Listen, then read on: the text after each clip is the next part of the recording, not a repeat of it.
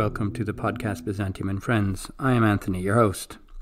Before we get started with today's episode, which is episode 91, I have an announcement that will explain a little bit about what's going on with the podcast. So I have received the proofs of the beast, the monster history of Byzantium I've been writing for so many years. So that means the book is in production. It might come out around October. Correcting 1,000 pages of proofs is mind-numbing, but also necessary. All right, this means that for a few years now, I've been immersed in the, nitty-gritty, the down in the weeds of Byzantine history on a sort of very granular level. And I've pulled a lot of the episodes from the readings that I've done for that research. Now that that is done, and I never want to hear about Byzantium again. No, I do need my mind to take a bit of a break from those kinds of topics. And just for the purposes of intellectual sanity, I'm reading in all kinds of other areas, from modern history to whatever. And a little bit of that is going to be reflected in the podcast too. So for a little while, I'll be leaning on the Friends part of the title, less than the Byzantine, but there's always going to be a connection, for sure. Also, my next book is on the image and perceptions of the Eastern Empire in the West, so in Western Europe, from late antiquity down to World War II. I want to explain how it is that we got this idea of, Byzantium in the first place, and so that is involving me in all kinds of very interesting Western readings that aren't what Byzantinists work on for the most part. But anyway, be prepared for some reaching out.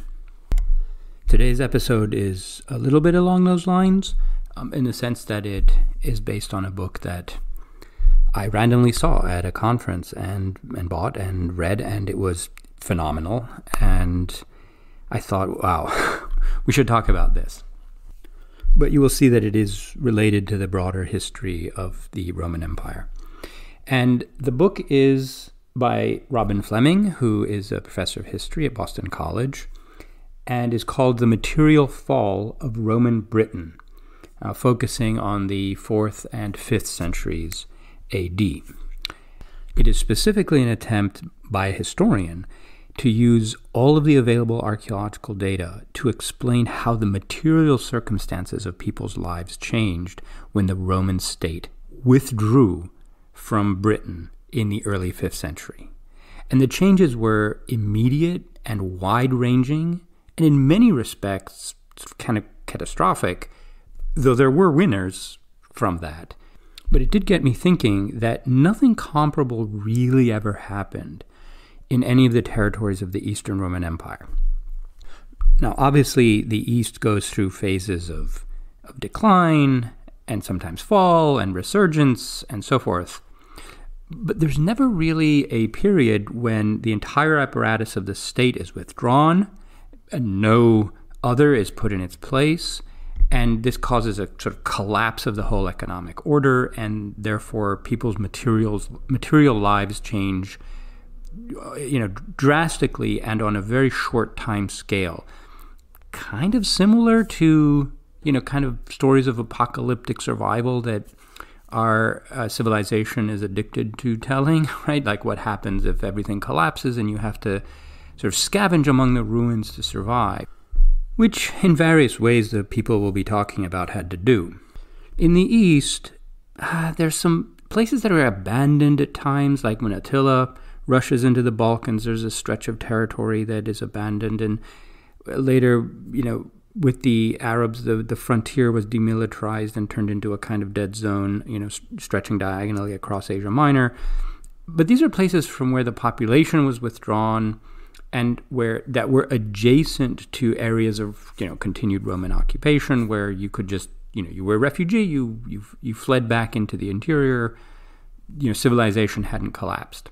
When the Arabs, conquered the East, when the Turks conquered Asia Minor and whatever, they brought their own systems of government and economy and exchange. And it was painful to go through those transitions, but there was something on the other end. It might have been better or worse than what you were used to. Certainly it was different. But it's not as if the whole system collapsed and you now had to go out and relearn how to do everything. And this is kind of what happened in Britain in the 5th century. In the course of a generation or two, which means that there were people who lived through this very wrenching experience. I was blown away by how Robin Fleming synthesizes the archaeological data and brings such incredible clarity, existential clarity, like what this meant for people who went through this in reconstructing this picture. Keep in mind, this is an experience that was relatively distinct to Britain. The same thing didn't happen exactly, in the same way in Gaul or in Spain when the Western Empire was falling apart. It probably hardly happened at all in Italy, except until later, like let's say the 7th century, but due to very different factors in a very different context. So if you want to take all of this as a picture into the declining Western Roman Empire of the 5th century, keep in mind that every region has to be examined separately. They had very different histories and trajectories, and even within Britain, there was a lot of variation in how this played out and how different communities responded to this challenge. Robin's work was also of interest in that she highlights what happens when areas of research kind of fall into a disciplinary gap. Right? Like this material is a bit too late to be of interest to historians and archaeologists of the Roman Empire, and a bit too early for those who are interested in like medieval England, especially those who view the sort of onset of medieval England as the coming of the Anglo-Saxons. This is no part of her story at all. All of this happened not because of any Anglo-Saxons or barbarians or anything like that, but simply because the economy that was supported by the imperial apparatus withdrew. And so that created a series of chain effects that we talk about. By the way, Robin has also written another excellent, very archaeologically driven history of early medieval England called Britain After Rome, The Fall and Rise, 400 to 1070, which I'm working through right now. I strongly recommend that book too. It's a very, very well-written, archaeologically driven history, the sort of thing that makes me wonder if I had another lifetime, it would be fascinating to try to write a history of Byzantium like this, except we don't really have the same kind of data as in England.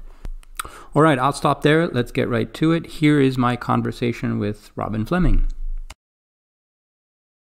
Robin, welcome to the podcast. Thanks very much for having me.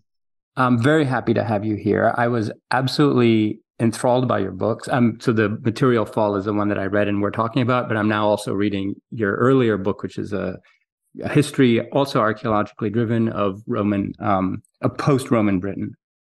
And I have to say, yours is the best archaeologically driven history of anything I have read in a very long time. Oh, thank you very much.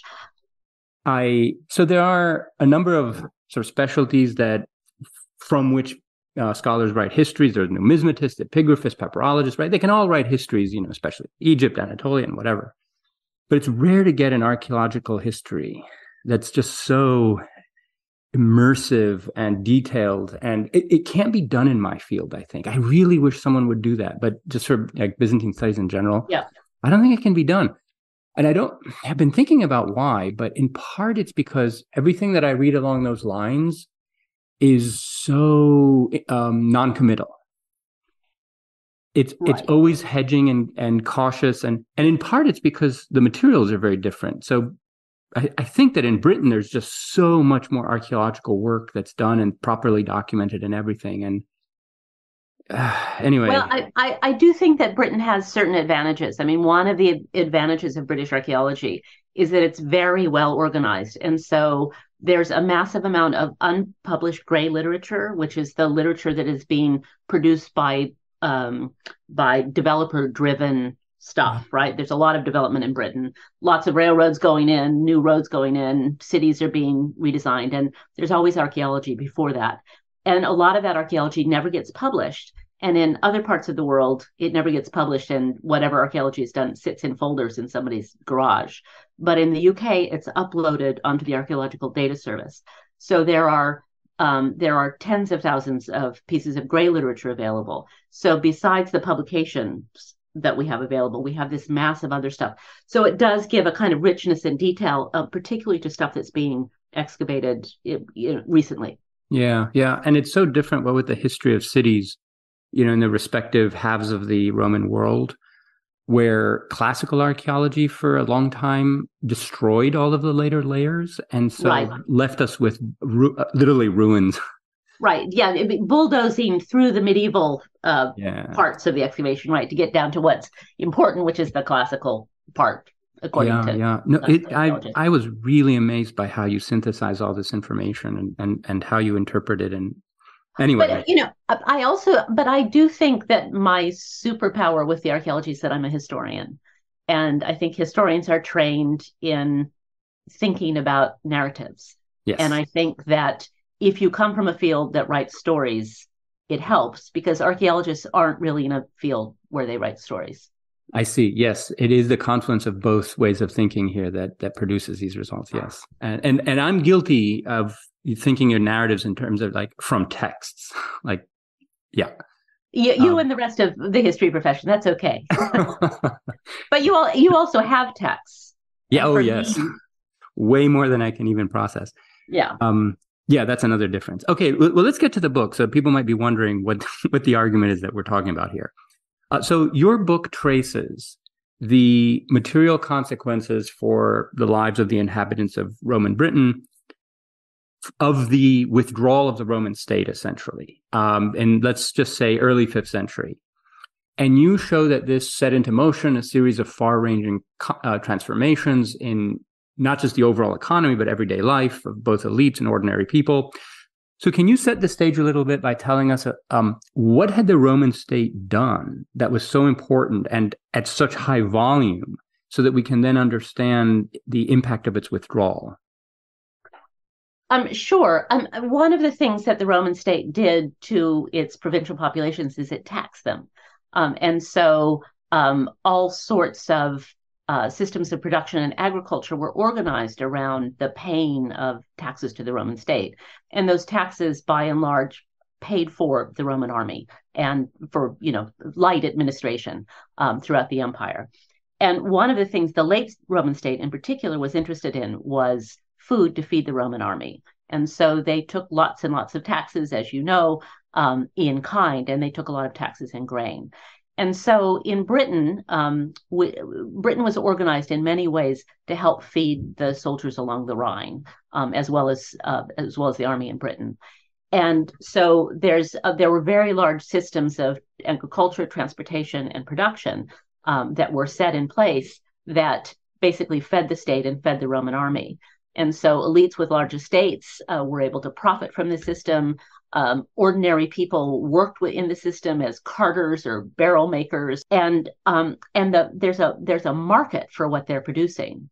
But when the Roman state withdraws from Britain and taxes aren't being raised anymore, what do you do with that production that is really geared towards the state? And this is a period, of course, without refrigeration. It's a period in which foodstuffs, in particular, aren't kept very well or for very long. And so what happens the year that the Roman tax collectors don't come anymore? What happens when the boats with gold and silver that arrive every year into Britain to help pay for the army and also to back the ordinary currency of the base metal currency of everyday life? What happens when those ships don't come anymore and the money isn't worth much? So it's the same thing that would happen, I think, today if the state collapsed in the U.S., or we've seen states collapse elsewhere, where suddenly the things you're producing have no market, the money you use have no value.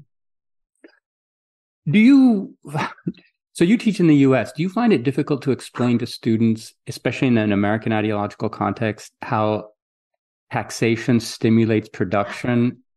Because I make this central whenever I teach later Roman history, that it forces the production of a surplus that then spreads throughout the economy in various ways. Yeah. But and they also, on the one hand, they don't actually understand how important the state is and how important things like taxes are. But on the other hand, when it goes away, they can't quite believe that people might be better off at a low level, not producing all this surplus, but just kind of living within their means as subsistence farmers. And so I think both sides of the equation are difficult for them. Yeah, and so you also talk about the networks of exchange that are linked to these state operations, the specialized skill sets, and crafts that are required by, of course, the monetary currency and so forth. Can we put some kind of demographic estimates to this? Like, what's the population of Roman Britain, like in the 4th century or whenever, just roughly? Yeah. And what is the demographic impact of like soldiers and state administrator, just so we have a rough sense? Right. So there are people have made guesstimates. They're not my guesstimates, but they range from like 1.75 million to 3.5 million people in Britain, and the truth lies somewhere, I think, in between. So I mean, it's very difficult to tell, but the population was probably something on the order of what the population had returned to by the time of the Doomsday Survey. So by the 11th century, it looks like the population of Britain is about the same as what the population of Britain had been in the late Roman period. In terms of Romans, well, everybody was a Roman, right? By the late Roman period, yeah, sure. They were all Romans, and elites in Britain, some of them may have come from places like Gaul earlier on, and some of them might be people who had cycled in as administrators from elsewhere in the Roman Empire. And we can see these people because we found people with isotopic signatures in their teeth and their bones that suggest that they're from the Mediterranean or from someplace warmer than Britain. But most people, probably including villa owners, are indigenous, right? They're natives to Britain. They're local elites who did well under the Roman regime. And so you often hear in sort of the popular press and in popular books about how the Romans leave or the Romans go home and they leave everybody else behind. But some people leave, but mostly they're all still there trying to make a living, even though the Roman Empire has withdrawn from them. Yeah, but it doesn't mean that didn't grow up in and think of themselves as part of this world. Yeah. So there are a few thousand soldiers stationed there, right? Like what? Well, there's a bunch. I mean, in the earlier on, there were really a lot of soldiers based there because Britain, the state spends a lot of money to keep hold of Britain in a kind of in a way that doesn't make very much sense. But there's sort of ideological reasons why they want to keep this far-flung place within the Roman Empire. So huge amounts of government dole end up going to Britain in the 1st and 2nd centuries. But in the 3rd century crisis, a lot of those soldiers are withdrawn. And then over the course of the 4th century, more and more soldiers are removed from Britain and brought into places like the Rhineland. Okay, so all this surplus that's associated with the presence of the Roman state, how is that distributed? Obviously, it's distributed unequally. So who benefits mostly from this? And what are some of the indicators of the prosperity that you see in Rome, like down to about 400? Well, it's a trickle up economy. The people at the top do very, very well in the late Roman period, and so in the late Roman period, is really the apogee of Roman houses. Some of which are still having new floors laid in the 380s. So there's this very late phase of people who seem to be doing very well out of this Roman state system, but there are other sectors by the 4th century that don't seem to be doing so well. And so there's a lot of, it's clear that there are different kinds of communities, and particularly more urban communities, not just cities, but roadside settlements and sort of big villages that have some, they have some commercial business and they have some tradesmen as well. And those seem to be in quite steep decline by the late 4th century. And so it's a very uneven sort of poor people seem to be getting poorer and rich people seem to be getting richer. Oh, I mean, that's interesting because you also document like a phenomenon that I've seen others talk about in like North Africa and so on, where rural communities start to acquire goods that had previously been restricted to cities and elite contexts. So there seems to be a greater distribution of, material things that, are either, not elite, but elite adjacent, or indicate some kind of prosperity. So, I mean, it depends on when you're talking about in the 4th century. The early 4th century is very, very prosperous in Britain. But from the 360s on, things seem to be getting less prosperous. But one of the things that's very clear in the early 4th century is that all sorts of goods that are not made by ordinary people are being used by ordinary people. And so you get lots of sort of mass-produced nails, and everybody's got these hobnailed boots that they're wearing. There's a lot of low-value currency. There's pretty nice pottery that is mass-produced. All this stuff is being used by rural people in rural communities.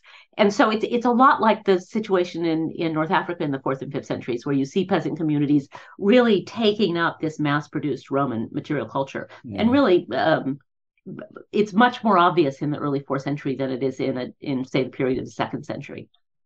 Got it. And I have to say, Robin, I've never read a more thrilling account of nails than in your book.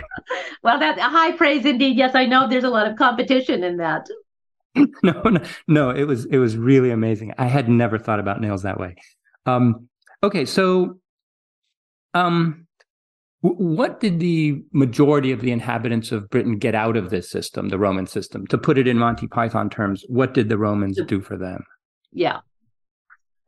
Well, I mean, this is something that I think about a lot. I mean, I think we live in these worlds that we're born in, right? And you're born in the Roman world, and you're born in a Roman province, and that does certain things for you, and maybe it does other things that aren't so great to you.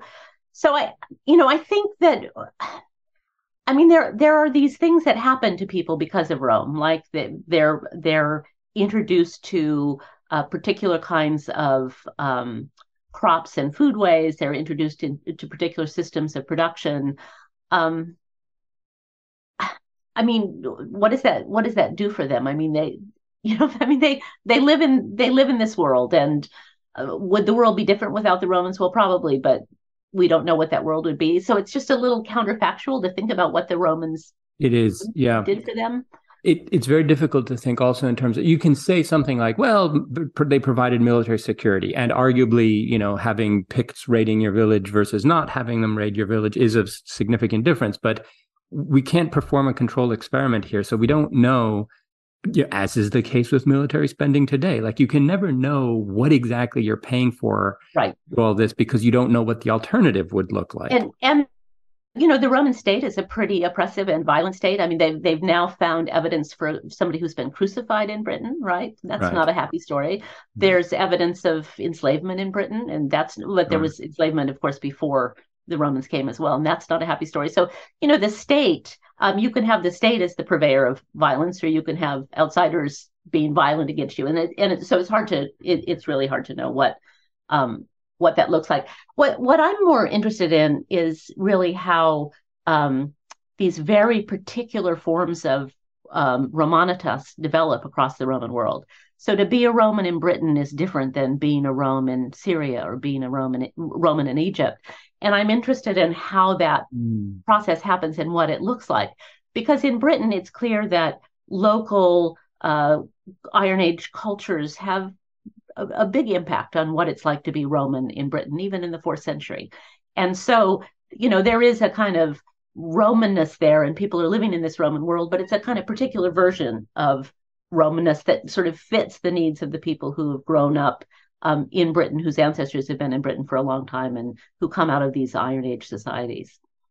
Right. Okay. So let's walk through what happens when the state withdraws. So basically, the armies are either called away to Gaul or decommissioned or whatever. The money stops flowing in, the exchange networks collapse, and in fact, you argue the entire economy sort of collapses, and a whole range of production basically ceases.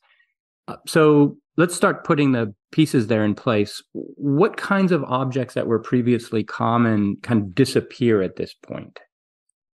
So you can go from the big to the small. So I'll start with the big and start with large masonry structures, right? So big baths, villa houses, big barns made out of stone, some of them with fancy floors, some of them with underfloor heating.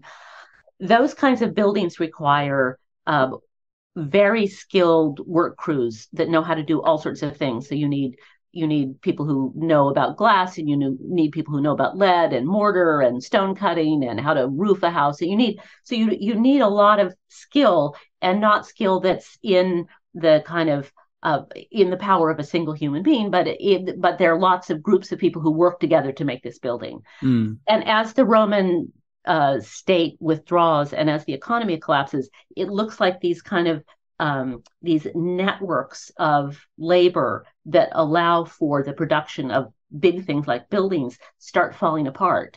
And so when you lose the people who know how to make plaster floors, there's nobody in your crew who can do that anymore. So you don't do that very well. And then you lose your roofers, or maybe you lose the people who know how to make mortar. And so gradually you just can't make that big object anymore.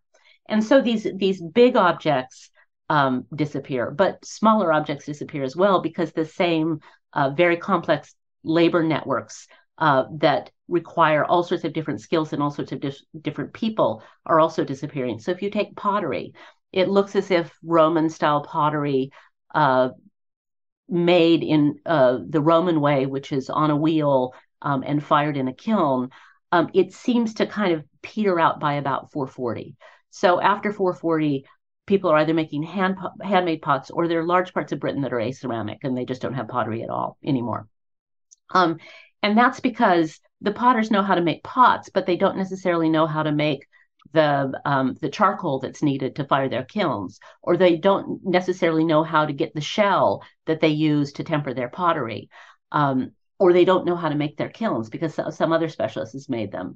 So even small objects go away because these very complex systems of production are no longer working. And so that means people have to make things for themselves. And so you get a much simpler material culture initially coming out of this. So people are living in wooden houses because wooden construction was quite widespread in the Roman period, and there are more people who know how to do it. And things like handmade pottery. Well, handmade pottery is handmade pottery. You know, you don't need a kiln. You can fire it in a bonfire. Yes. You might not know how to temper it, but you can make it. Right, and metalwork also disappears. Well, some metalwork disappears. I mean, it's one thing. The iron and sort of non-ferrous metalworking, those skills are quite widespread in the Roman world because everybody needs a blacksmith, for example. So those don't go away. What goes away is the production of new metal. And so it doesn't look as if people it looks like there's 100 or so years where people aren't smelting at all.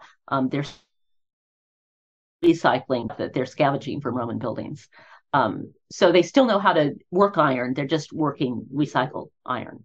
Right. So would it be fair to say that the occupations that you mentioned earlier, that they had existed and thrived in Roman Britain because there's an economy of scale that can use their services, on a large scale, and that enables these professions to exist. And once that economy of scale and all the surplus it produces goes away, those professions are no longer viable, essentially. Right. They can't make a living anymore. Right. And also I think it's also because they can't do what they do anymore because these landscapes of production are falling apart, right? They no longer know they're not connected anymore to communities that are providing with raw materials that they need to make what they're making, or to markets that want what they're producing. And so basically, smiths do seem to persist, but otherwise specialist occupations, not really. They all seem to go away. Wow. Yeah, and this all happened in a fairly short amount of time. I mean, you documented, like, archaeologically, you can get some kind of granular resolution here on these kinds of changes. They're not like Bronze Age level of, over the centuries. This happened pretty fast. Yeah, and I've been working with a bunch of people at Historic England on a villa site in Northamptonshire called Stanwick. And there's a villa that is having a lot of new work done on it in the 380s. And they're clearly Roman elites. There's lots of Roman coins there. It's clearly really involved in the kind of state production of goods. And the people who control the site are doing very well. But within we've radiocarbon dated a bunch of bodies that are buried under the floor of the villa after the villa falls down, and they're being buried in the 14s and 420s. So This is within a generation that it goes from glamorous place to ruin. Right. And that's pretty fast. Yeah, I was thinking about that as I was reading your book because, our own age is obsessed with sort of apocalyptic scenarios. And, you hear all these things about how major cities have maybe about 3 days worth of food in them. And when the supply networks, if they fail, like. As we know from the pandemic, right? Yes. And the toilet paper, the great toilet paper shortage of 2021. Yes. And then you're kind of on your own. And this is something that was striking to me because it wasn't like, multiple generations slowly adapted to this new reality. It was Right. people who had to adapt to it within their own lifetime. Right. And in this context, you use this concept called a lifeway, which I found fascinating the way you talk about it. Can you tell us like what that is? And can you give us an example about it and how it changed during this period? Sure. So, the people, these kind of lives that they're dropped into, right? I mean, you're born in a society, you might be a farmer, you might be a potter. But the you and the people around you all live in particular ways. And so one of the things that I think of that is a good way to think about lifeways is the kind of food that we eat and the way we what we think is proper food. And in the Roman period, because they had these mass-produced pots fired in kilns that had tempers that allowed pots to withstand a lot of heat. A lot of people in the Roman period ate stew. So you could put your pot on the hearth and it would make stew for you. And, what's dinner? Well, dinner is stew because that's what people eat for dinner. But in the post-Roman period, when people are making their own pots or they don't have pottery anymore, and it's not tempered the way Roman pottery was, and it's not fired in kilns, that pottery, you can't make stew anymore. Wow. So suddenly kind of this thing that everybody did for hundreds of years just isn't a thing anymore, right? They can't do it anymore. And so that's it's this mountain of little things, right? Everything changes and they have to find these kind of workarounds for making a living and having a life because their material culture has disappeared. Yes, and you have some excellent examples of how they clung to the material possessions from the before time and, tried to make use of it for as long as it would last. And a little bit it's like the inverse of my own relationship to technology, where I cling to things from the 80s for as long as I possibly can, even though they've been replaced by a much, much better thing. Yeah. It's the exact opposite. There's nostalgia, or we have nostalgia for our things. Yeah. But it's interesting about one of the things I'm working on now. So I'm just finishing a book on dogs in Roman Britain, and I'm interested in dogs because they're big sacrificial animals, and dogs are sacrificed like crazy in the Roman period. And you find evidence for dog sacrifice I know it's a little sad. Dogs, yeah. I mean, a lot of them would have been strays, but still. But that goes away. By the end of the 5th century, it's very rare, and people just aren't doing it anymore. And why? Well, I think the world has changed, and I think all sorts of things that used to work, the kind of big magic or the little magic that used to work, doesn't work so well anymore. And so you move on to other things. So it's not just the kind of pragmatics of everyday life, but it seems like people are having the insides of their heads reorganized during this period in pretty profound ways. Yeah, and I found that the most interesting part of your lifeway concept in that you trace the whole like the food chain from how it's produced to how it's prepared to how it's eaten, and how even things are disposed of afterwards and so on. Like all of those things have to change, and not just for people. So I'm glad that you mentioned the dogs, because you talk about how animal life changed on the island as well, pretty dramatically. Can you give us some examples? And what made you look into that in the first place? Because they're animal bones, right? I mean, you have the evidence that you have, and you have to figure out what you're going to make of it. So there's lots of animal bones. So in the Roman period, there would have been huge herds of oxen, right? They're big. They're the animals that are used to plow, but they're also the animals that are used to haul things over land. And so there's lots and lots and lots of them. And there's not a need for all those oxen after the Roman state collapses. So herds must have sort of been rebalanced, and it's likely that there's a lot more daring going on in the early Middle Ages because people are subsistence farmers and they're, raising, they need some milk and some cheese for themselves, but they don't need those big herds of drayage animals anymore. So that's one sort of a kind of animal that survives in Britain, but the kind of numbers, the demographics of cattle herds must change a lot.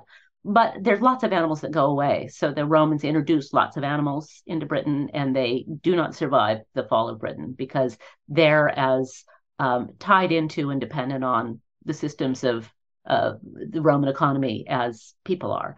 And so some of them are very small, like many of the grain pests go away. So grain pests are a big problem once Rome comes, and the grain pests just go away because large grain storage buildings are no longer there. Rats seem to go away and don't come back until the 8th century because there's not large grain storage buildings and they don't survive very well. But then there are the kind of fancy animals that the Romans introduced to allow themselves to have the kind of ritzy and glamorous lifestyles of country gentlemen everywhere. So the hunting birds, the pheasants go away. There are particular kinds of deer called fallow deer who have very big horns and are very stupid. So they're the kind of perfect animal for hunters because they're easy to catch and then you can put them on your walls. They go away as well. And these animals aren't then again reintroduced into Britain until the 10th, 11th centuries. Right. I had never thought of this aspect, the fauna of the Roman state. Like from and rats. Plants go away too. The herbs, vegetable gardens, they stop gardening. Yes. So. Can you talk about that? That struck me because I immediately would have thought, oh, okay, so large scale production and markets. So these markets kind of go away. Cities are abandoned. So people must have grown things in their gardens. And then wham, you hit me with the no, gardens disappear. What do you mean by that, gardens disappear? Well, horticulture seems to disappear. So people stick with the field crops that they've always stuck to. And there seems to be quite a bit of people going through the hedgerows, for example, and picking edible things. So there seems to be quite a bit of that going on. But a lot of this stuff was probably, I mean, it was very widespread in the Roman period. Things like cilantro, which is a Roman introduction into Britain. You find it even on low status rural sites by the 4th century, but it just goes away. And people simply stop growing it. And along with a whole host of other kind of vegetables. And so, I mean, why is that? Is that because really those people were growing for urban markets and they didn't, I don't know, but it goes away. Right. But it doesn't go away in places like France. In France, it persists. But so I think that shows something about the kind of the seriousness of the collapse in Britain, that horticulture doesn't survive. Yeah. So it struck me like the whole foods part of the economy kind of disappears, right? All of the herbs and the specialty foods and specialty animals and all of these things. Well, and I do wonder how much it has to do with women's labor, because traditionally horticulture is a kind of female activity because it's close to the home and you can watch your kids and you can garden at the same time. It's different than being out in the fields all day with oxen plowing and things. And it requires, I mean, you have to be in good shape, but it requires less upper body strength. So it's traditionally a woman's task. But there are all these other things that are traditionally women's tasks that may become more important after the fall. So, for example, if women are potting the way women in a lot of places pot, that time that would have been spent on horticulture is maybe now being spent on producing pots for the home.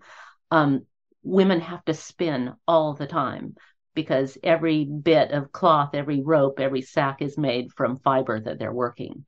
And so it may just be that gardening is too expensive of women. It's too demanding of women's labor to have survived. Right. Because they have to do other things. So speaking generally about how this impacted women and women's labor, actually, I just posted an episode by Anna Kelly on that. She's actually looking at the Egyptian material. Oh, yeah. That with the collapse of markets, a lot of the labor that used to be done by specialty producers in bulk, right, now devolves to, individual households. Families. Yeah. Right. So the women have to pick up a lot of the work that was previously done by, like, quote, industry or workshops. Right. Yeah. Yeah. I think that, I'd be interested in seeing what, I mean, things never quite fall apart in Egypt, but I'll be interested in listening to that. No. It's very obvious that something like that is happening in Britain.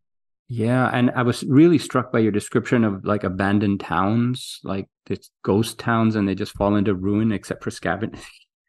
But actually, let's talk about that. So I was also fascinated by your description of like professional recycling in the Roman period, like Yeah. when a building had to be demolished, some crew descended on it and like stripped it professionally. Yeah. I had Yeah, never no, heard of this. it's great. So we medievalists tend to think of the use of spolia and recycling as either it's an attempt um, to sort of hijack Romanitas, right? You take a piece of Hmm. Roman building and you put it on your building, and now aren't you're just like the Romans, right? Because you built this kind of Roman style building. Or it's about desperation. So that's, I think, how medievalists tend to think about recycling in their period. But in the Roman period, those Romans recycled everything and they did it in an extremely organized fashion. So metal recycling is very organized. Glass recycling is very organized. And these building crews, I mean, there are people who recycle the glass, the metal, the stone. I mean, they really take them down. And the fact that that kind of organized recycling stops and household scavenging comes to take its place also speaks volumes, I think, about the collapse of the Roman economy. Yeah, I was fascinated by the archaeological evidence about this recycling, where they literally just put piles of things. So they would sort the materials. It's just incredible. Right. And so the metal work stays true. So there are a million types of alloys, right? But they're Yeah. very careful to keep each alloy group together Wow. so that everything Wow. doesn't just turn into gunmetal. Yeah. So Right. So what does this scavenging look like? well, again, I mean, this is another activity that I wonder if women are doing a lot of the scavenging, because you find in the 6th and 7th centuries, women wear little bags on their belts and they put things in those bags, and they're often buried with the bags still attached to their belts when they Mm. die. And sometimes there are bits of Roman glass in there, bits of Roman metalwork, and so there's even a bronze theater ticket in one of these bags. So somebody's been somewhere where they found a Roman bronze theater ticket. But it does seem to be, I mean, in some places, it's pretty clear that they're looking for pottery. So where do you find pottery? Well, you find pottery in cremation cemeteries, because people in the 1st and 2nd centuries were cremated and then put in pretty nice pots. And so Mm. if you're looking for pots, you can go and you can dig up some cemeteries and you can find some pots. But I think more important was the kind of recycling that was done to find metal, because people weren't smelting metal anymore. And so I think people were really looking hard for metal work. Yeah. Um, but they weren't what they weren't looking for is stonework. They were completely uninterested in taking building stone and building buildings out of stone, probably because they didn't have the know-how, because it takes too much knowledge. And so that kind of recycling doesn't happen until a bunch of Mediterranean monks come back into Britain and start using old Roman buildings and Roman material to build their churches. Wow. Yeah, I mean, I can imagine the frustrations here, because pottery, while it's archaeologically very durable, as a complete sort of vessel that you can use, is very liable to break. Like if a beam falls from the ceiling, it smashes the entire. Right. Yeah. So they're looking for I mean, the people who are finding pottery, useful pottery, they're either going through waster heaps and finding Hmm. seconds in those waster heaps, but that I imagine most of those pots are in pretty bad shape. Or they're looking for closed contexts, which are things like there are ritual deposits of pots and there are pots in graves. And in those underground situations, they are preserved pretty well. But that's really the only context that you could find a whole pot. Right. But otherwise, I mean, the metal work must have been easier to pick clean. I mean, you talk about the nails and the hinges and all Right. of these things. And there's a lot of lead around in the 5th and early 6th centuries. You find in early medieval settlements, and then the lead disappears a little bit. It doesn't look like it's so abundant anymore. And that's probably because all the pipe work has been ripped out of Roman buildings by that point. And so Right. it's all gone. So it's a Yeah. finite source. Yeah. Yeah. And another recent episode I did was on lead and lead pollution in the Roman world, which actually brings me to my next question, which is like, so who benefited from all of this? Someone must have benefited, or people must have benefited in some ways, because so your book, you take a very kind of non-judgmental approach to what's going on. You're describing and explaining and analyzing and so on, with gloom and doom rhetoric about fall and decline and all of these. I mean, when you're talking about numbers, sure, but Was there an upside to all of this, and for whom? Yeah. I mean, I think that the period where everything is collapsing in Britain was really, really, really hard for people who were tied to the Roman state. So anybody whose living was tied to the Roman state, not just villa owners and government administrators, but people like potters who were probably selling a lot of their pots to the Roman state, or the Roman state was making their lives possible.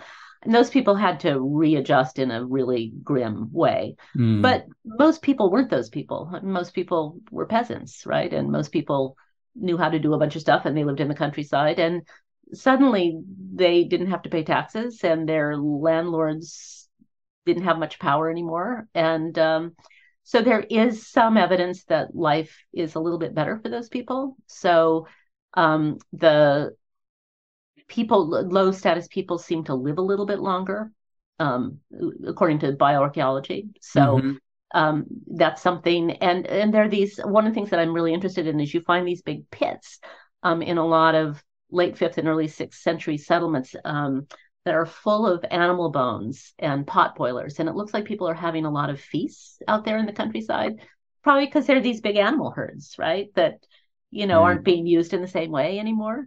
So I do think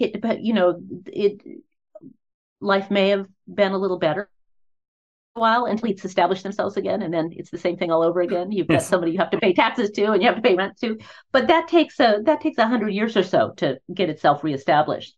So there's a couple of generations in which I think people, maybe ordinary people, maybe, as long as they don't want anything from the outside, they have subsistence farmers who are, subsistence is a good thing. It's not a bad thing, right? They have subsistence means you have enough to have a party for your friends and a little bit left over to trade. And you have some, if bad times come, you have a little stored away. But what it doesn't mean is you have enough to give to somebody else because they're demanding it from you. Right. And so, so subsistence farming isn't such a bad thing. And there's a return to that. And so maybe it's a good couple of generations for people.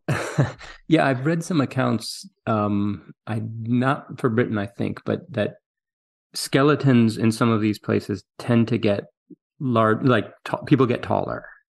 That's always a sign that there's better nutrition in childhood if people are taller. But they also just, if you estimate when they're dying a little bit later as well. Yeah, so, and there's less lead pollution. Absolutely, yeah. Yeah. Less crucifixion, probably. Right, and plenty of sunshine, right? So there's less rickets. People aren't, working inside all the time. So yeah. Okay, I want to zoom out now and talk a little bit about sort of scholarly fields. This is a question that concerns me a lot in the podcast, but also in just my own thinking. And you say that this period has fallen into the cracks between late Roman studies on the one hand, and I guess the field that has traditionally been called Anglo-Saxon studies on the other. And you have some very interesting observations about how exactly that's happened and why no one's focused on how people lived during this period that you're writing about. So can you say a little bit about these fields and their priorities and how they're configured to create this blind spot? Yeah.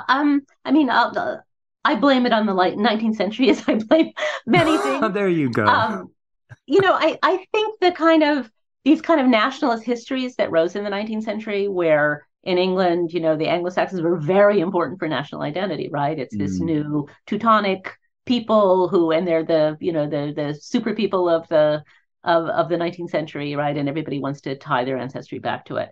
And I think the field is still haunted in ways by these kind of nationalist narratives that got developed in the 19th century. And people now understand there's a lot of difficulties and racism behind some of the categories that were pushed in the 19th century, but nonetheless kind of cling to some of the ideas.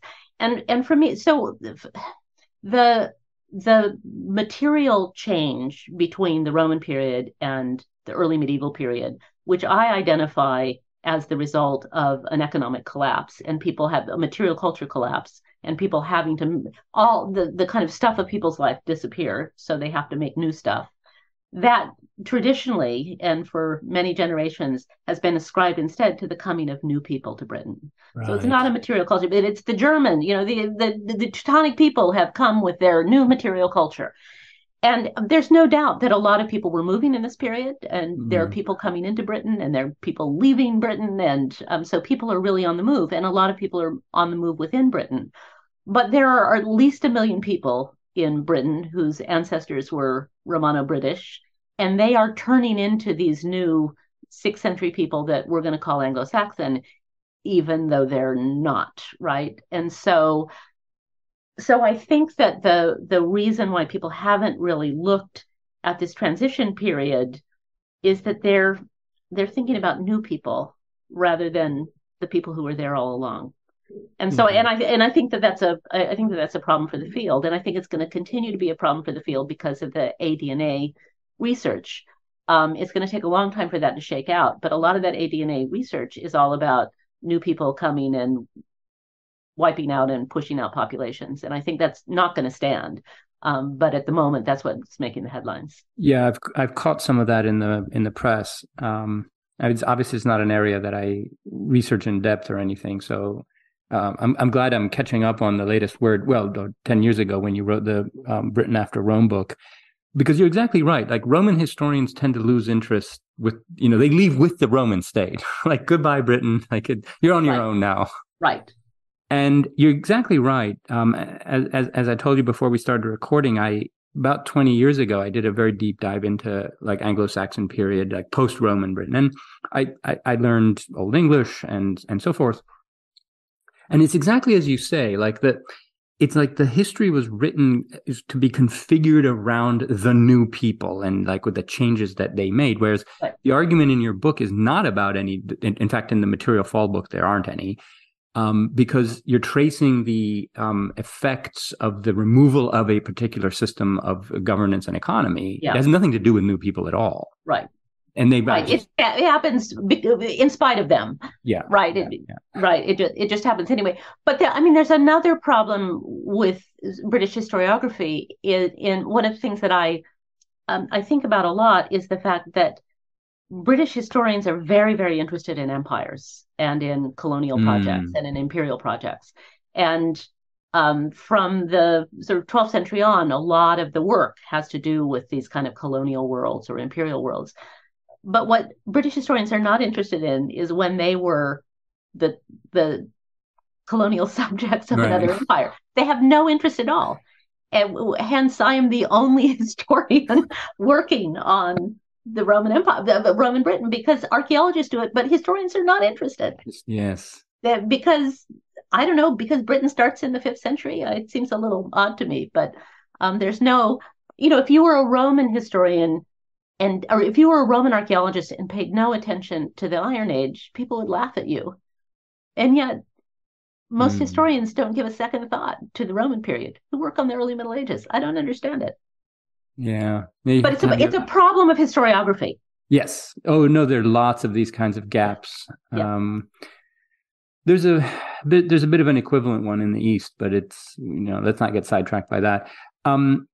So another big theme in which one can see your book is operating is this sort of debate between fall and transformation of the Roman Empire. Now, I know that kind of dichotomy is dated by a generation by now, but you kind of stay away from it overtly. I was just kind of wondering if you could, what are your thoughts about that? I mean, this is clearly a fall kind of book.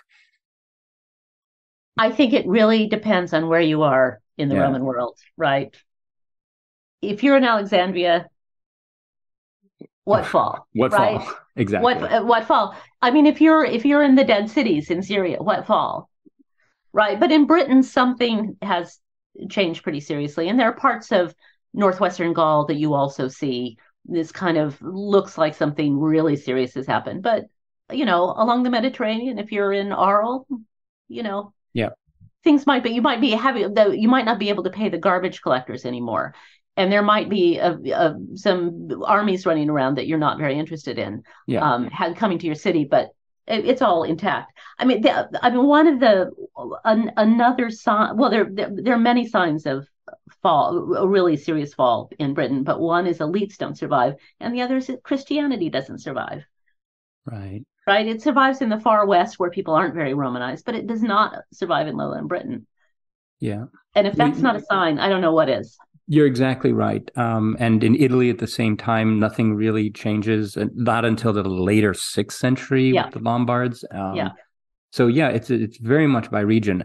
Actually, I was thinking about whether this something like this ever happened in the Eastern Empire, and I can't think of any. I mean, there's some minor things. I think I'm going to state them in the introduction. I don't think this ever happened really in the East, so it's quite extraordinary. And you describe it in such there's such vividness. I mean, it's really well. Thank you.